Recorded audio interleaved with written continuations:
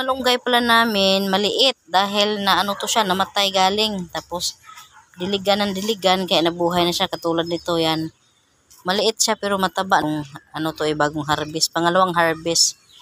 Yan, mga maliit pa siya guys, pero pwede na kunin yung mga dahon, pwede nang gulayin. Yan, at saka ito may malunggay kami guys. Akin tong tanim malunggay yan Ito medyo bata pa siya kasi namatay to siya, tapos marami na may tubig lagi na diniligan kaya umano na siya. Yan yan sa dulo. Ito sa dulo. Wala na nga lumiit na. Yan guys, so malunggay. Yan, yung malunggay na matanda na. Yan hindi na umano. Payat na siya, matanda na kasi. Tsaka ito matanda na rin itong puno na ito. Ang sira na nga matanda na yan. Ito bagong tanim yan. Mga 1 year na to tinanim ko bago yan. Tapos plus dito din ito. Yan guys, pinutol ko na dito. Tapos ito pa liit pa bago. Tapos ito sa taas ito. Yan, magulay ako bukas. Mayroon pang gabi Tada, gabi. Tapos ito pa, itong bagong puno. Nabuhay na siya. Ito guys Yan Yan.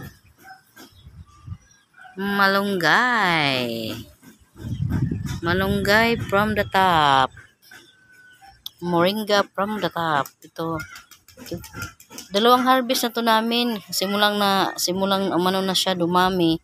Dalawang harvest, pero na-harvestan na to dati. Yan fresh kayo, maganda to dahil ang sa ilalim malinis, di pa rin ang uban kinukuha mo mayroon sa ilalim. Yung mga dumi, yung septic tank, ganon, di mo alam yung saan dumadalo yung gamot. May pa nga dyan to, sibuyas Yan, at saka ito. Yan. Madami na. Aking malunggay. Ano to kapuno Isa. Tapos 2. 3.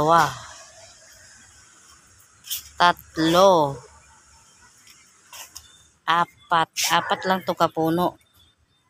Dahil itong isa, mga matanda na yan. Yan ang una dito. Matanda na, natsugi na, matanda na Tapos yung isa. Ito rin isang puno, matanda na rin, natsugi na rin. Dahil na matandang malunggay na, natsugi na. Ba't ka nakatawa men? Natsugi. Gitsugi na.